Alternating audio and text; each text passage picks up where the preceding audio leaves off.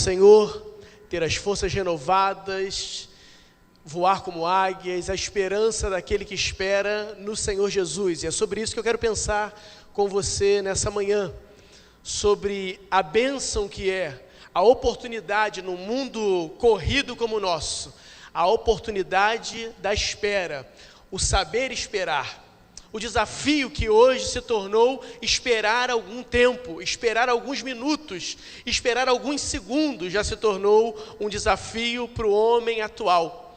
Mas a palavra de Deus, que ultrapassa o tempo, que é eterna, tem alguns convites para mim e para você nessa noite, sobre uma vivência de espera, uma vivência de se deleitar, de lançar sobre o Senhor toda a nossa ansiedade, na certeza que Ele cuida de nós. Para tanto, eu quero convidar você a ler o texto que nos embala, que nos motiva a viver nessa verdade espiritual. Texto esse que se encontra lá no livro de Salmos, Salmo de número 40, Salmo capítulo de número 40, versículo 1 inicialmente, e depois faremos menção de alguns outros versículos desse texto.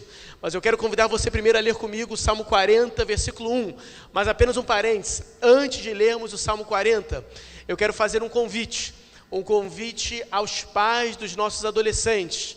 Se você é pai de adolescente ou responsável por um adolescente, ou ainda que não tenha um adolescente, mas que se interessa por esse ministério, eu quero convidar você hoje, após a celebração da noite, a ter uma breve reunião. Eu sei que após o culto, amanhã todo mundo trabalha, e glória a Deus por isso, você tem o seu emprego, mas eu quero ter uma breve reunião com você, após o culto da noite, lá no andar térreo, para nós elaborarmos, traçarmos, projetarmos algumas coisas para os nossos adolescentes. Após o culto da noite, então, você responsável por algum adolescente, eu quero ter esse breve encontro com você. Dito isso, vamos ler o Salmo número 40, versículo 1, todos nós juntos? Esperei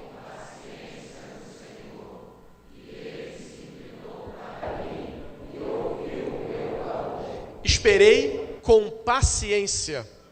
Esperar é hoje talvez uma das maiores dificuldades do homem pós-moderno. Talvez uma das maiores dificuldades minha e sua é esperar. Dar um pause, parar alguma coisa, dar um tempo, esperar alguma situação, confiar que algo vai acontecer em detrimento da minha e da sua atitude, da minha e da sua ação, é um desafio, porque o homem atual é um homem da realização. O século atual é marcado pelas centenas de realizações. E está na minha e na sua formação o realizar.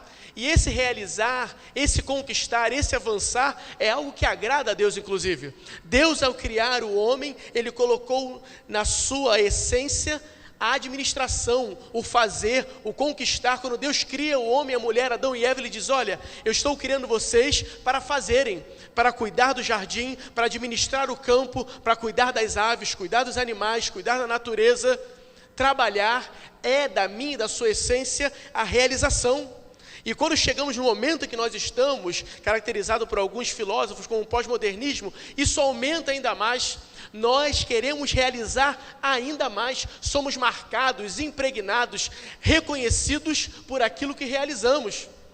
E aí, quando somos confrontados com um texto que não fala na realização, mas fala na espera, começa a surgir uma dúvida: eu espero ou eu realizo? Eu faço ou eu aguardo? E talvez esse seja o dilema de muitos aqui nessa manhã, ou talvez essa seja a pergunta de muitos: até onde vai o meu limite da realização e até onde eu espero em Deus? Talvez você esteja envolvido em algumas situações que essa pergunta você esteja fazendo diariamente. Eu dou o próximo passo ou eu continuo esperando no Senhor? Eu realizo ou eu espero que Deus se manifeste de forma clara para mim e me diga o que fazer? E essa é uma dificuldade na nossa vivência atual, porque nós não conseguimos esperar nada. Eu não sei qual é o seu limite, mas se você é ansioso como eu, esperar alguma coisa é um desafio monumental. Esperar alguma situação que talvez fuja ao seu domínio, ou mais do que isso, alguma situação que você de alguma forma pode fazer, mas você é desafiado a não fazer, a pausar, esperar, é um desafio enorme. Porque nós não esperamos nada. Quanto tempo você consegue esperar o envio do seu e-mail? Você manda um e-mail e, se você é como eu, você manda e liga para a pessoa para imediatamente saber se ela recebeu. Na internet hoje criou, e você está familiarizado, e como pastor de jovens a gente usa mais esses exemplos. Você hoje no bate-papo de um Facebook, por exemplo, você manda a conversa e você vê que lá embaixo a pessoa já leu a sua pergunta, já está lá visualizado. E se ela não te responde em menos de 2 minutos, é uma tortura. Cada segundo que passa, a pessoa não responde, você fala, por que não me respondeu? Se ela não morreu, se ela está viva, ela tem que me responder. Não tem o porquê a demora, porque nós somos assim. Nós queremos tudo imediatamente. Eu compartilhei isso no primeiro culto e repito, os sinais aqui no Rio de Janeiro para mim ainda é um aprendizado. Eu venho do Espírito Santo, do interior do Espírito Santo, onde a gente passa, buzina, cumprimenta o vizinho, anda, para mais um pouquinho, ainda é um clima um pouco mais bucólico. E aqui no sinal do Rio de Janeiro, e eu fiz questão de pesquisar pela 7 Rio, a média dos sinais de trânsito, o máximo, são 58 segundos, em média. Talvez você encontre um mais demorado, mas em média, os sinais da 7 Rio chegam a 58 segundos. Mas quando nós estamos parados nesse sinal, parece que eles ganham 5 dias. Parece que eles não vão terminar nunca. Parece que alguém fechou todas as ruas e nós vamos ser obrigados a passar o dia inteiro. E alguns cariocas eu acho que já andam com um cronômetro atrás. Para o sinal eles marcam o tempo, porque sabem exatamente quando o sinal vai abrir. Quando eu estou engatando a primeira, ele já está buzinando, me avisando que o sinal abriu. Porque nós não conseguimos esperar. Nós somos marcados pela falta de tempo, pela realização. Nós mandamos um e-mail e queremos que ele chegue já. E o interessante é que isso já está tão impregnado na minha e na sua vida, que mesmo aqueles que vivem o conflito de estar envolvido em 2 tempos diferentes, mesmo aqueles que já mandavam cartas antigamente, hoje já não querem esperar o e-mail mais de 2 minutos. Você que talvez até pouco tempo mandava carta para o seu familiar, hoje você já não quer mais esperar a carta. E aí eu lembrava hoje no Berucu daquela bela canção quando dizia: quando o carteiro chegou e o meu nome gritou com uma carta na mão. Eu cito essa música, eu cresci ouvindo essa música, minha mãe cantando essa música, e ela cantava enquanto esperava cartas de fato. E ela dizia: quando o carteiro chegou, o meu nome gritou com uma carta na mão. E eu ainda lembro Maria Bethânia cantando isso de forma tão linda e suave. Dizia: eu não sei se eu vou e recebo o carteiro, porque eu não sei se a notícia é boa ou ruim, se eu pego a carta, se eu rasgo a carta. E não era só a espera da carta, era os passos a passos até o carteiro chegar. Hoje nós não temos mais isso. Hoje ninguém quer esperar um carteiro. Eu descendo as escadas, encontrei com o Samuel, e o Samuelzinho falou assim: eu não sou mais o Samuel, eu sou o The Flash. Eu falei: está tudo a ver com assim. Ele não é mais o Samuel, ele é o The Flash, porque hoje todos nós temos esse potencial de sermos o The Flash. Nós não queremos esperar. E a canção que embalou muitos aqui dizia isso: vem, vamos embora, que esperar não é saber. Porque quem sabe faz a hora, quem sabe não espera, quem sabe faz a hora, não espera acontecer.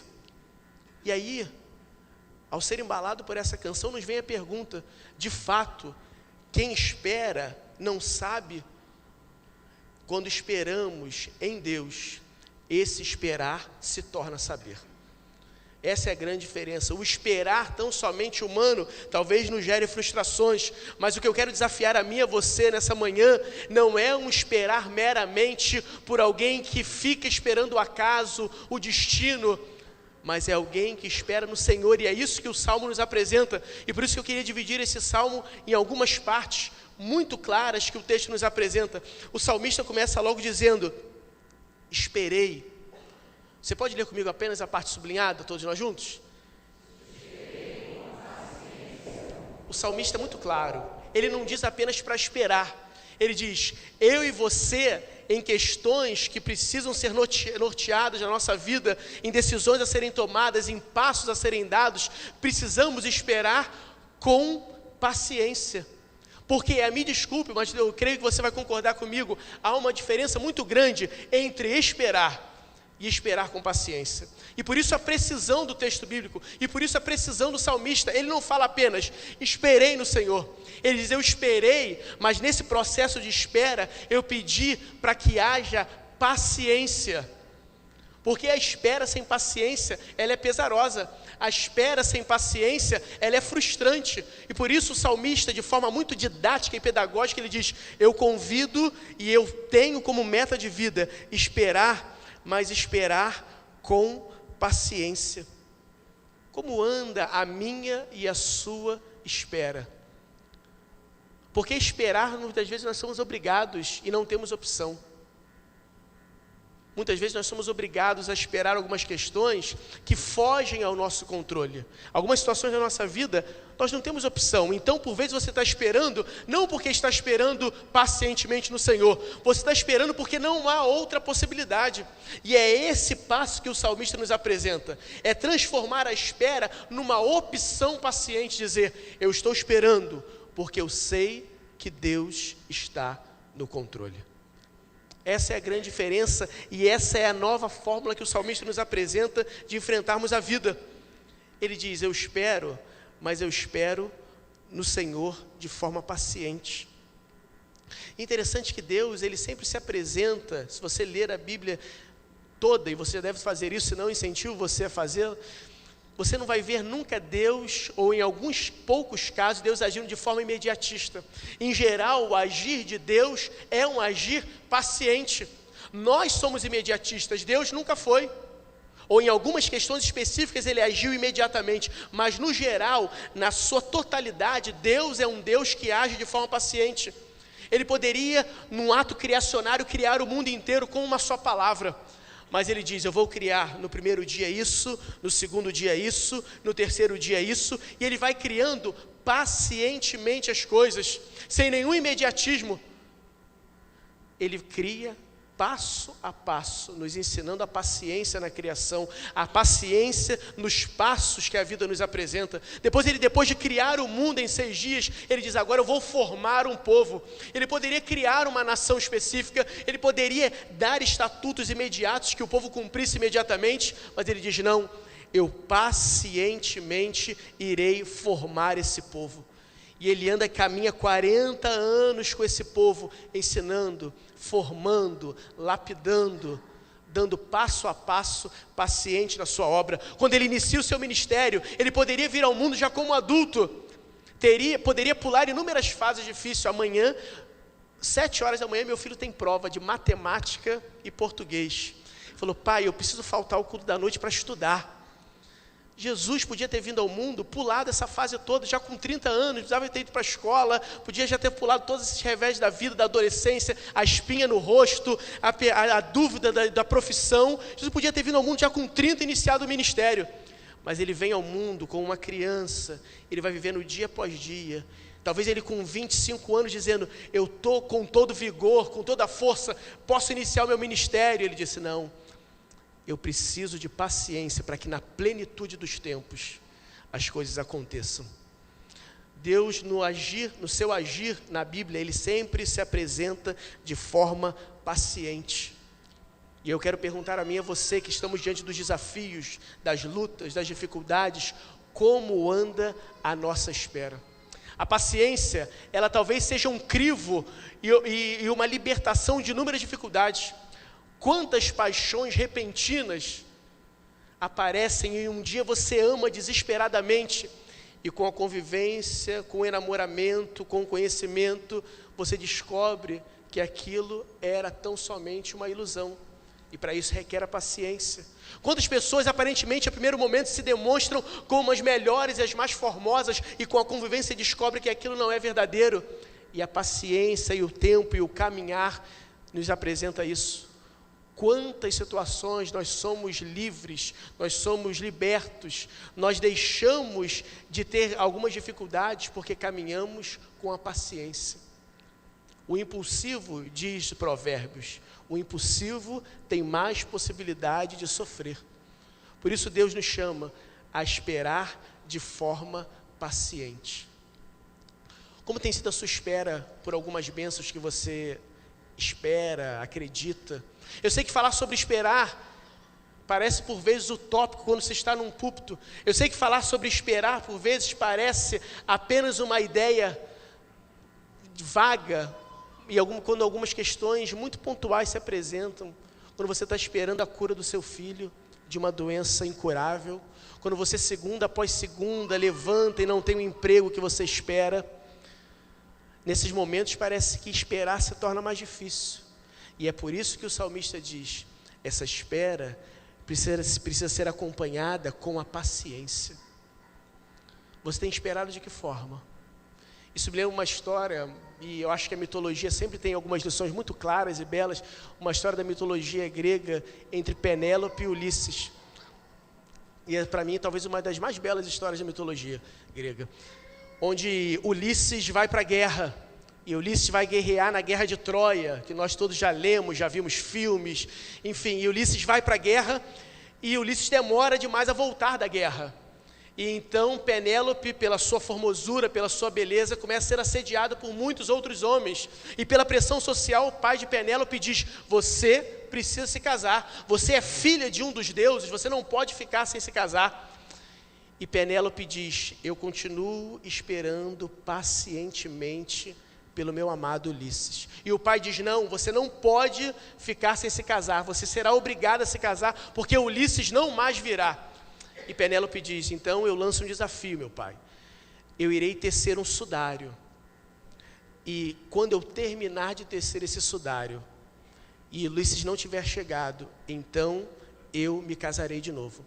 E diz então a lenda que Penélope, todos os dias, pela manhã, passava o dia inteiro tecendo o seu sudário. E à noite ia para o esconderijo do seu quarto e desfazia o sudário. E no outro dia ela fazia o seu sudário pela manhã e à noite desfazia o seu sudário. E passou tempos e tempos fazendo e desfazendo o sudário, até que então foi descoberta por uma das suas criadas. Mas enquanto Penélope fazia o seu sudário, ela dizia: eu continuarei fazendo e desfazendo o meu sudário, porque eu estou à espera paciente do meu amado. Talvez uma das mais belas declarações de amor. Eu estou à espera do meu amado, por isso continuarei fazendo e refazendo o meu sudário. E ela não termina, depois que seu pai descobre toda a farsa, ela propõe um outro desafio ao melhor arqueiro, sabendo que Ulisses seria o melhor arqueiro. Então Ulisses vem como um lenhador simples e vence o desafio, e ela então, depois de anos e anos, depois de 40 anos de Ulisses em Troia, ela se casa com Ulisses, ela volta a ter o seu casamento com Ulisses. Mas enquanto ela fazia e desfazia o seu sudário, ela dizia: esperarei pacientemente pelo meu amado. Talvez nessa manhã Deus nos trouxe aqui para que façamos a mesma declaração de Penélope.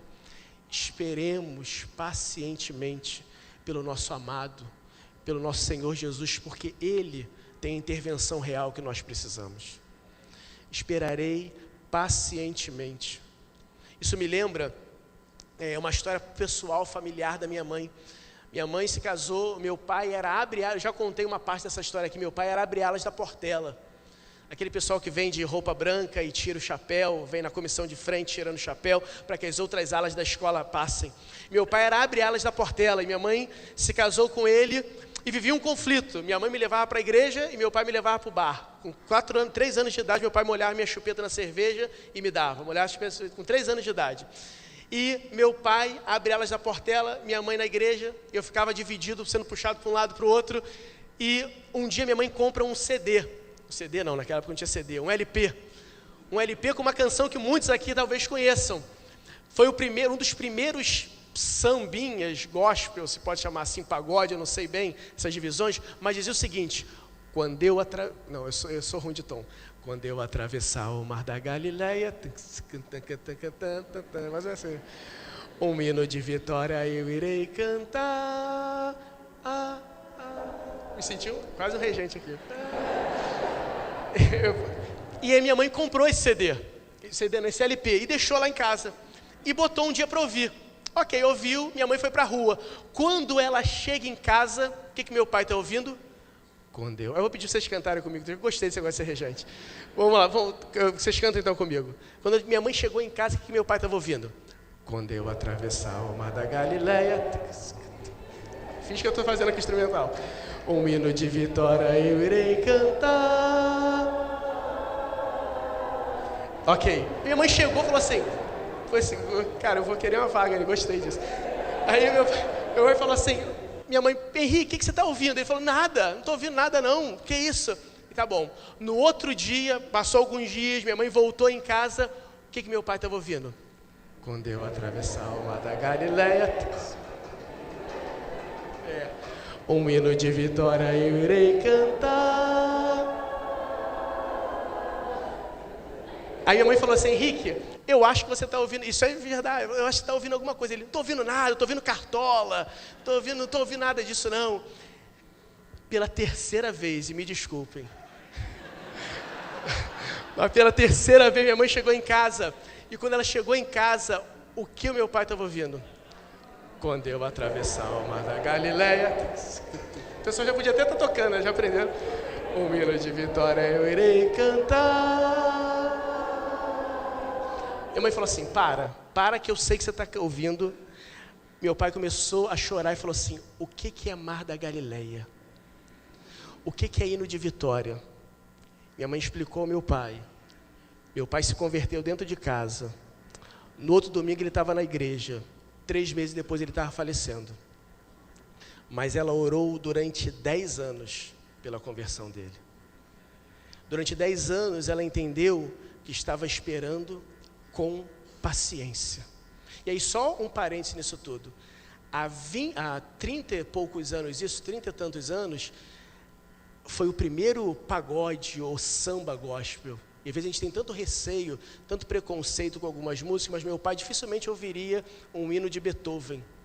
E ele precisou ouvir um hino que comunicava na linguagem dele. Mas o fato é que foi ali, com ela todos os dias orando e esperando pacientemente no Senhor. Esperar significa paciência. Por isso o salmista parece que é redundante, mas não é. Ele diz: eu preciso que vocês esperem, mas eu espero pacientemente.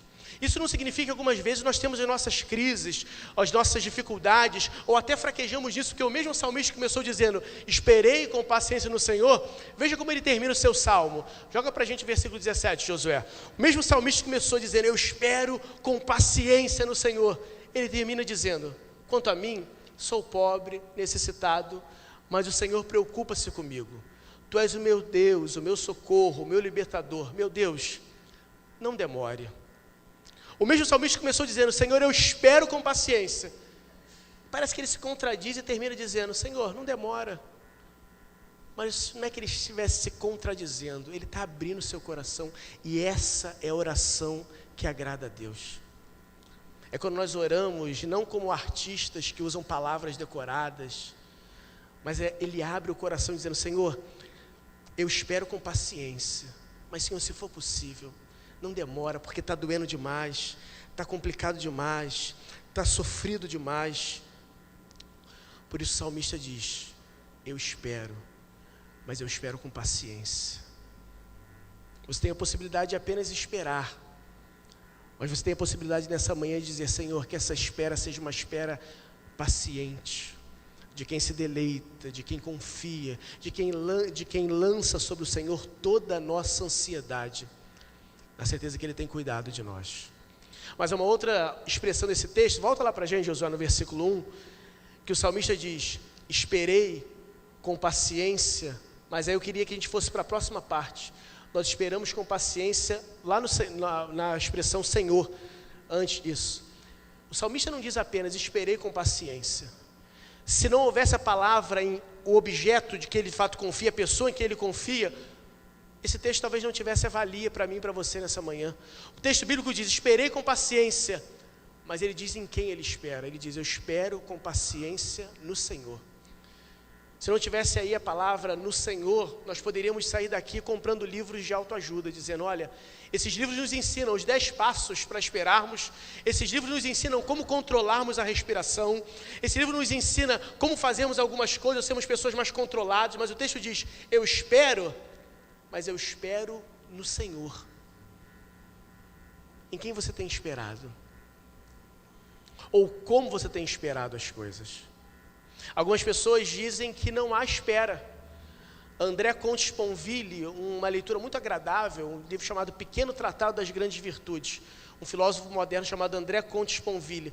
É muito gostoso esse livro, ele vai tratando algumas virtudes da vida, e ele fala sobre a felicidade, e Sponville vai dizer o seguinte: não há realização, não há felicidade planejada. Toda felicidade precisa ser surpreendente. Tudo aquilo que você planeja, tudo aquilo que você espera, deixa de ser felicidade. Sponville diz isso. Fernando Pessoa, considerado o poeta da desesperança, vai dizer: aquele que espera já cava a infelicidade. Sponville, Fernando Pessoa e tantos outros com uma beleza poética e filosófica maravilhosa, mas que talvez não conheceram a verdadeira espera. A espera no Senhor. A filosofia diz que a espera é em vão. A poesia diz que aquele que espera cava a própria infelicidade.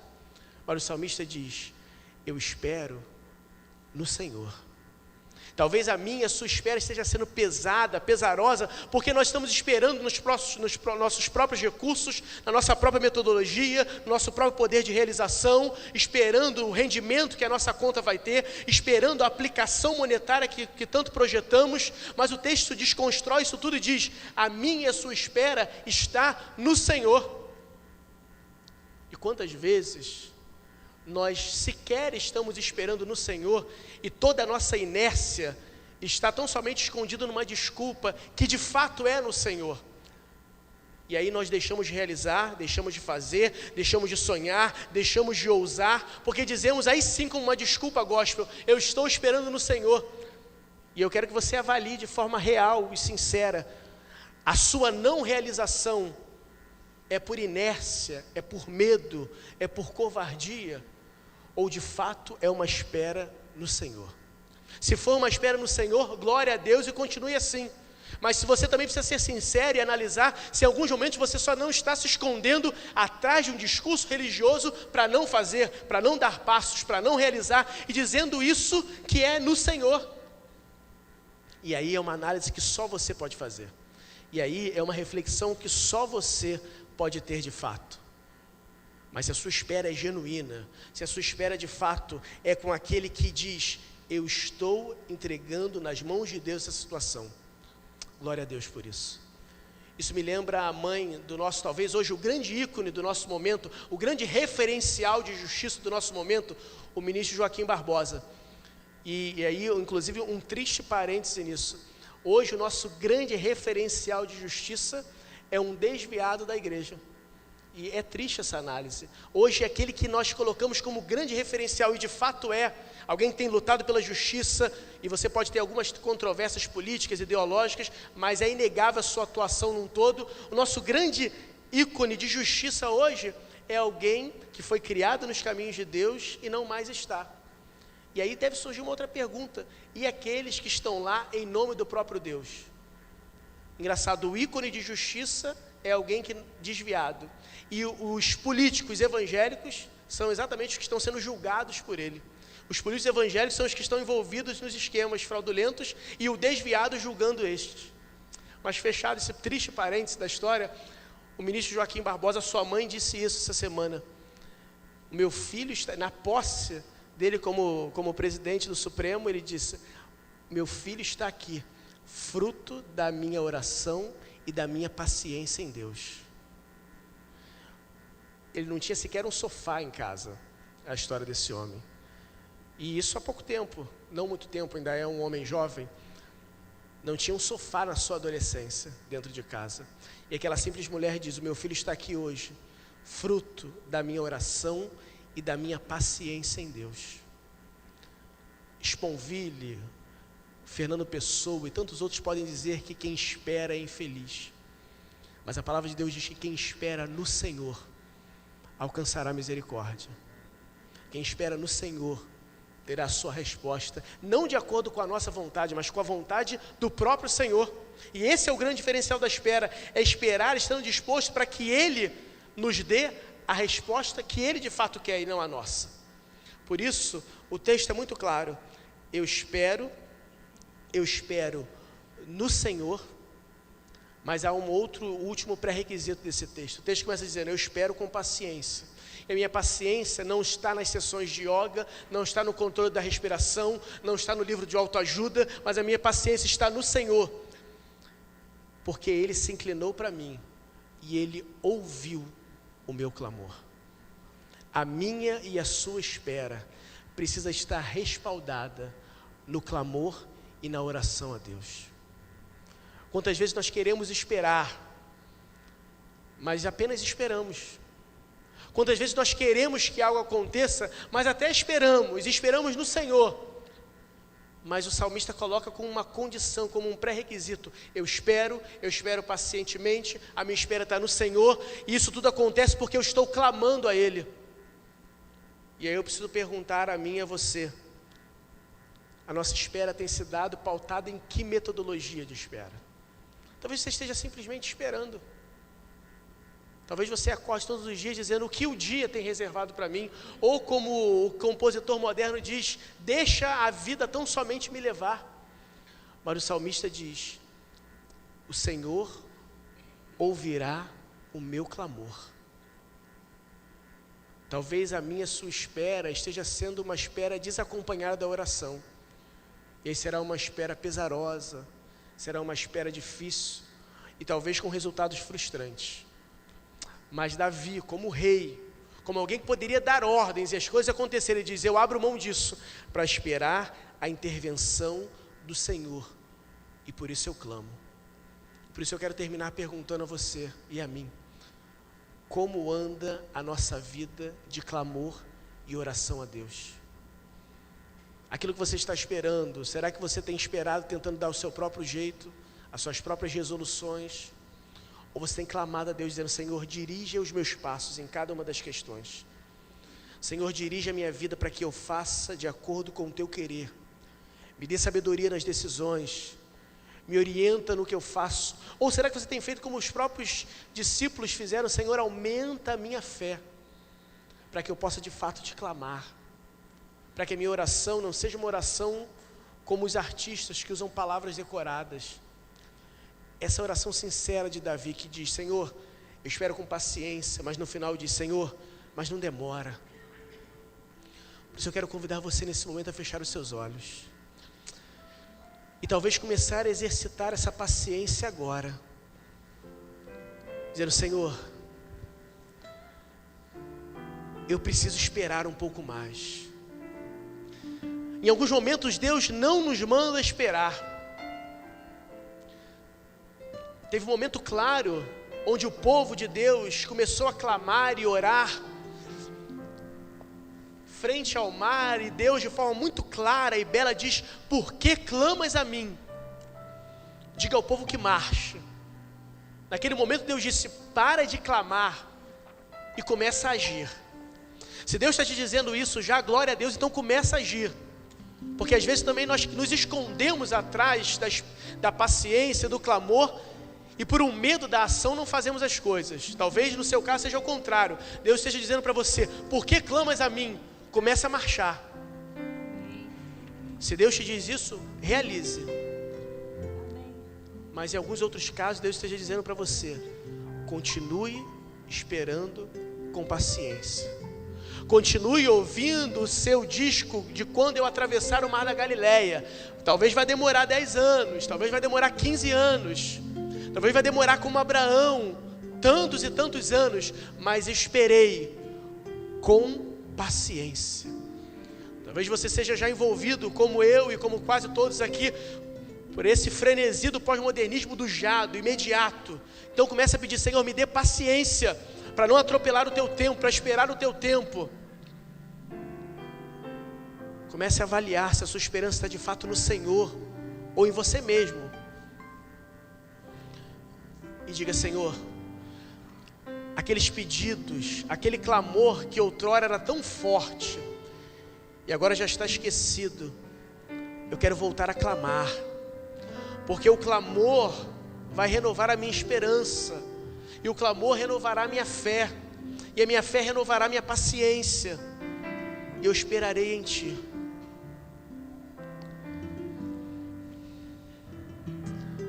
Diga isso para Deus: Senhor, eu quero esperar com paciência, eu quero esperar com paciência no Senhor, e enquanto eu espero, eu quero clamar a Ti. Coloque diante de Deus agora o que você ainda precisa e o que você continua esperando. Senhor, Tu sabes, ó Pai, quantos sudários ainda vamos precisar tecer e desfazer na espera por Ti, ó Pai. Tu sabes quantas vezes nós vamos ter que tecer de manhã e desfazer à noite, e na manhã continuarmos dizendo: nós continuamos esperando o nosso amado. Nós queremos esperar em Ti, ó Pai. Mas sabemos que humanamente é difícil, humanamente falamos como Davi, mas não tarda, Senhor.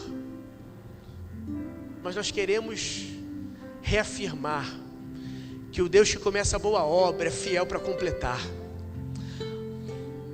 Nós queremos reafirmar que a Tua vontade é boa, perfeita e agradável. Por isso, nos dê a paciência para esperarmos o Teu tempo, a Tua vontade, a Tua soberania em nós, ó Pai. Aqueles que estão desesperançosos, renova a esperança. Aqueles que deixaram de clamar, renova o desejo, a fé e a vontade de voltar a clamar a Ti por aquelas causas aparentemente impossíveis, mas que saímos daqui lançando sobre Ti toda a nossa ansiedade, na certeza que Tu tem cuidado de nós.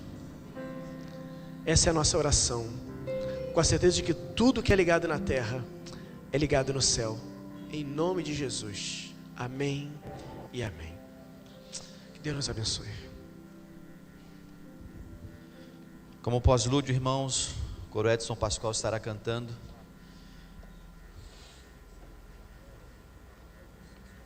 Vai ter ensaio do Janelas do Natal agora no 6º andar. Queria que você não saísse antes que o coral terminasse de cantar. O pastor Henrique estará à porta cumprimentando você.